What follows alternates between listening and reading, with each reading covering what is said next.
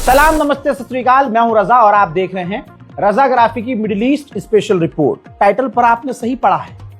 अब इजराइल को इजिप्ट का, मिस्र का खौफ। हाई लेवल की मीटिंग करी है उसने, नेतन्याहू ने, जिसमें सीनियर कमांडर, ऑफिशियल, आईडीएफ के टॉप के जनरल कमांडर, मूसाद सभी मौजूद थे।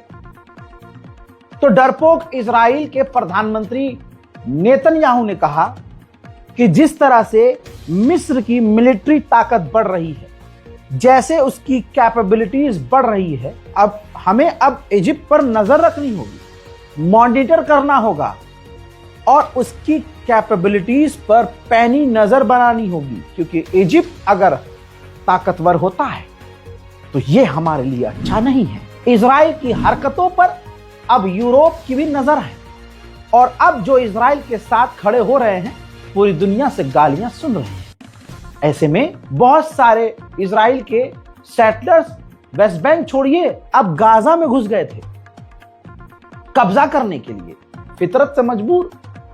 अब जब आईडीएफ ने देखा, इजराइल की फौज ने देखा, यार ये तो सर पे चढ़ गए, अगर सामने से अगर इनके चूतड़ों में गोली पड़ गई तो होगा क्या।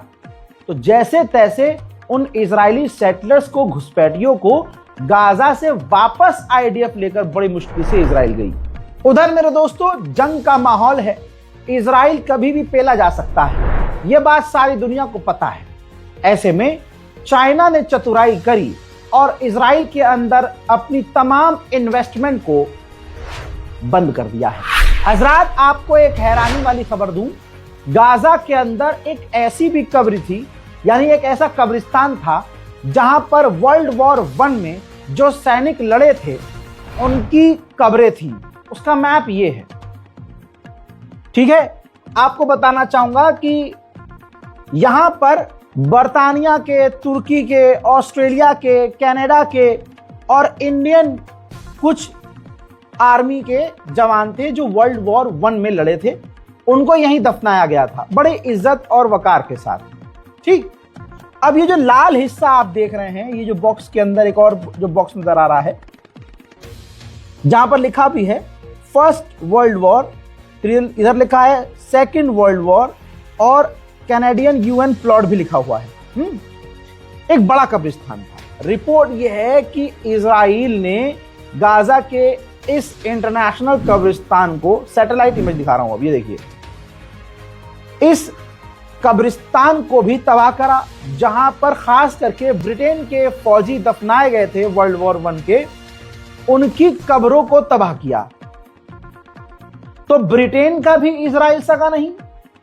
ब्रिटेन को यह पता चला तो बर्तानिया की रॉयल रीजन फोर्स ने इसकी निंदा की है कि इजराइल ने यह सही नहीं किया है। कोलंबिया के राष्ट्रपति ने यूएन को लताड़ लगाई है, कहा कि यूएन को बनाया ही इसलिए गया था ताकि नरसंहार ना हो, जंग ना हो, जुल्म ना हो, और इसके रहते हुए जब गाजा को बचाया नहीं जा सका तो इस यूएन का फायदा क्या। हजरात, दो फ्रांसीसी और इजरायली महिला, फ्रांस और इजराइल दोनों की नागरिकता थी। आपकी स्क्रीन पर उन दोनों गंदी शक्लों की तस्वीरें, ये गई वहां पर इजराइल और गाजा के इलाके में बॉर्डर पर पहुंची। इन्होंने क्या किया, जो गाजा के अंदर मदद जा रही थी, ट्रक जा रहे थे, उन ट्रकों को रोकने की कोशिश की। गाजा के अंदर मदद जाने नहीं देना चाह रही थी। फ्रांस को पता चली तो फ्रांस ने इन दोनों के ऊपर केस दर्ज किया और इनको अरेस्ट कर लिया और इनके खिलाफ अरेस्ट वारंट जारी कर दिया और इनके ऊपर चार्ज ये लगाया कि ये गाजा के अंदर जो नरसंहार हुआ है इसमें उन्होंने, इन दोनों महिलाओं ने साथ दिया है। तो दोस्तों, फ्रांस ने एक लंबे समय के बाद फिलिस्तीन के हक में, गाजा के हक में एक अच्छा काम किया है, जहां पर मैं इस मामले में फ्रांस की तारीफ करूंगा। हजरत उमर शाकिर, मेलेना अंसारी, ये दोनों काम करते थे ह्यूमन राइट ऑर्गेनाइजेशन में। इन्होंने प्रॉपर एक रिपोर्ट बनाई जिसके अंदर इन्होंने सारे सबूत दिए कि गाजा के अंदर इजराइल ने नरसंहार किया है। अब ये रिपोर्ट लेकर अपने ऑफिशियल्स के पास पहुंचे तो ह्यूमन राइट ऑर्गेनाइजेशन ने वो रिपोर्ट छापने से इनकार कर दिया, जिसके बाद इन दोनों ने, अंसारी ने और उमर ने, दोनों ने रिजाइन दे दिया। इन दो बड़े मुद्दे हैं इजराइल के अंदर इस वक्त। इजराइल के किसान प्रदर्शन कर रहे हैं महंगाई की वजह से, और इजराइल के अल्ट्रा ऑर्थोडॉक्स जो यहूदी हैं और दूसरे आम यहूदी भी हैं, वो प्रदर्शन कर रहे हैं सेना में शामिल ना होने के लिए, क्योंकि इजराइल की गवर्नमेंट जबरदस्ती यहूदियों को सेना में शामिल करना चाहती है। अब इजराइल में लगातार जो प्रदर्शन हो रहे हैं, ताजा देख लीजिए।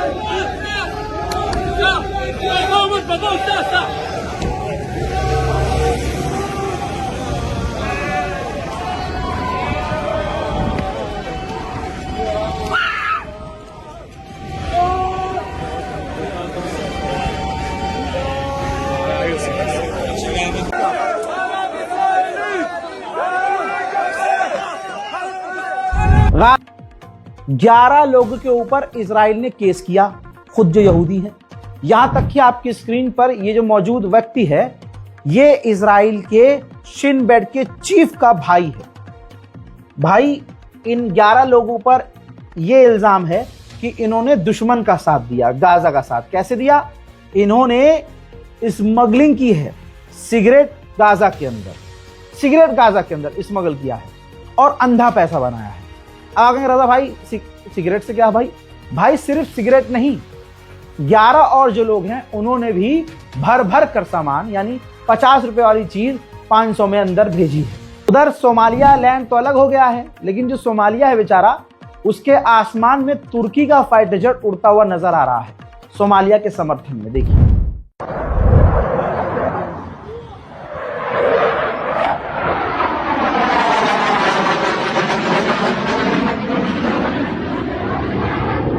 वहीं तुर्की के राष्ट्रपति रजब तैयब एर्दोगान पहुंचे हैं सऊदी अरबिया, जहां उनका स्वागत रेड कारपेट पर किया गया। पूरी सऊदी की गवर्नमेंट एक टांग पर खड़ी हुई नजर आई और बहुत वीवीआईपी अंदाज में स्वागत, जैसा उनका करना चाहिए वैसा किया गया।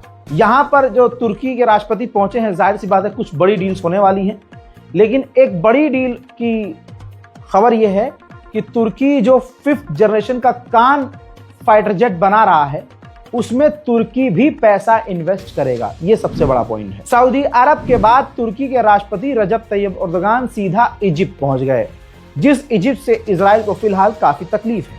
और इजिप्ट का बॉर्डर मिलता है इजराइल से, और इजिप्ट में इस वक्त तुर्की के राष्ट्रपति, तो जाहिर सी बात है इजराइल को तकलीफ होनी ही है। उधर अमेरिका ने $3 बिलियन के F-15 के फाइटर जेट के जो हार्डवेयर्स हैं वो सऊदी अरब को अप्रूव कर दिए हैं। इजराइल ने गाजा के अंदर 2.5 सालों में तमाम नए हथियार टेस्ट किए हैं। बर्तानिया ऐसा ही एक नया सर्विलेंस हथियार खरीद रहा है इजराइल से, जो सर्विलांस सिस्टम इजराइल ने गाजा में टेस्ट किए थे। हजरात, आपकी स्क्रीन पर मौजूद एक तस्वीर है। तस्वीर के अंदर एक पोस्टर है, पोस्टर के अंदर एक आदमी है। ये इराक के प्रधानमंत्री पद के लिए चुनाव लड़ रहे हैं और ये जीतने वाले भी हैं। अमेरिका पूरी तरह से पगलाया हुआ है, दूसरी बार इराक को धमकी दी है कि अगर ये आदमी जीता तो इराक को हर तरह से सपोर्ट करना हम बंद कर देंगे, क्योंकि यह आदमी जो इराक का प्रधानमंत्री बनने वाला है, चुनाव जीतने वाला है, यह आदमी दोस्तों ईरान का समर्थक है। बस इसी वजह से अमेरिका की फटी पड़ी है और बौखलाया हुआ है। लेकिन दुनिया ने देखा है, यही बात लेबनान से कही थी ट्रंप ने कि अगर तुम्हारा आदमी जीता तो अच्छा नहीं होगा, मुझे मेरी पसंद का आदमी राष्ट्रपति चाहिए, तभी हम आपके साथ डील करेंगे। हुआ क्या? बन तो गया डोनाल्ड ट्रंप का पसंदीदा आदमी लेबनान का राष्ट्रपति, लेकिन हर दिन हमला हो रहा है, हर दिन इजराइल बमबारी कर रहा है और लेबनान में अब शांति नहीं है। इराक के लोग इस बात को समझ रहे होंगे। इजराइल के अंदर UNRW ह्यूमन राइट ऑर्गेनाइजेशन का जो दफ्तर था, तस्वीर देख लीजिए, वहां पर इजराइल का एनर्जी मिनिस्टर पहुंचा और वहां का पानी तक बंद कर दिया। और इस यजीद की गंदी औलाद ने सिर्फ पानी बंद नहीं किया बल्कि प्रॉपर वीडियो जारी किया कि देखो हमने पानी बंद कर दिया है। ह्यूमन राइट ऑर्गेनाइजेशन ये जो था कोई मुस्लिम संस्था नहीं थी, ये इंसानियत के लिए बनी हुई संस्था थी जिसे इजराइल ने खत्म। देशों ने बैतुल मुकद्दस का सौदा कर दिया है। मोहम्मद बिन सलमान खुद अय्याशी का अड्डा है। यह खुद एप्स्टीन फाइल में बरामद हुआ है। एप्स्टीन फाइल में इसका नाम है। एप्स्टीन उस घटिया किस्म के शैतान के साथ इसकी तस्वीरें जारी हो चुकी हैं। अब जिसके दिल में ईमान न हो उसके लिए क्या बैतुल मुकद्दस, क्या फिलिस्तीन। तो रोज की तरह इजराइल ने एक बार फिर से लेबनान पर बड़े हमले किए हैं। देख लीजिए, ये तब नतीजा है जब अमेरिका के गुलाबी जानवर ने कहा था कि मेरा पसंदीदा आदमी अगर राष्ट्रपति लेबनान का बन गया तो भविष्य उसका सुनहरा होगा। लेबनान का यह है सुनहरा भविष्य।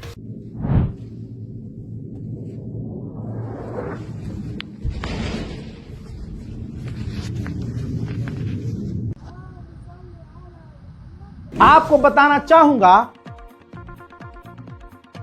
जहां जहां इजराइल के कदम गए, इजराइल ने तबाही मचाई।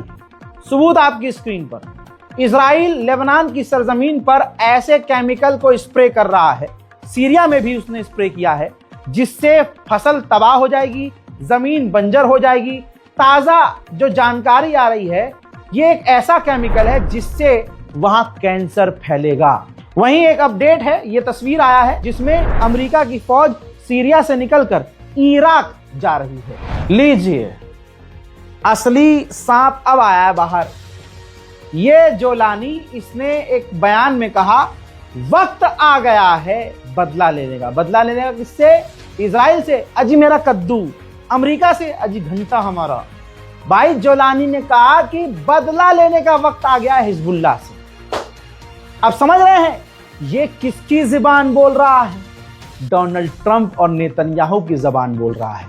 और मुसलमान इसे अपना मसीहा मान रहे थे और अभी भी मान रहे हैं बहुत सारे लोग, सिर्फ ईरान की दुश्मनी में। याद रखना, वक्त आएगा जो भी जालिम के साथ खड़ा है पेला जाएगा। हजरात, गाजा और फिलिस्तीन के समर्थन में, गाजा और फिलिस्तीन में मदद पहुंचाने के लिए दिल जिगर मन में अगर कुछ नियत बने तो इस बारकोड का इस्तेमाल कीजिएगा। बारकोड काम ना करे तो बारकोड के नीचे अकाउंट की जानकारी है, आईएफएससी कोड है, अकाउंट नंबर है, सेविंग अकाउंट है, अकाउंट होल्डर अली रजा है। आप बैंक ट्रांसफर भी डायरेक्ट कर सकते हैं गाजा और फिलिस्तीन की मदद के लिए, अगर मन में कुछ आता है तो। कुछ नहीं आता तो ये दो हाथ अल्लाह ने दिए हैं और जरूर आपका सर परवरदिगार के आगे झुकता होगा। इबादत आप भी करते होंगे। नमाज जब भी पढ़ें, इबादत जब भी करें, गाजा और फिलिस्तीन के लोगों के लिए दुआ जरूर करें।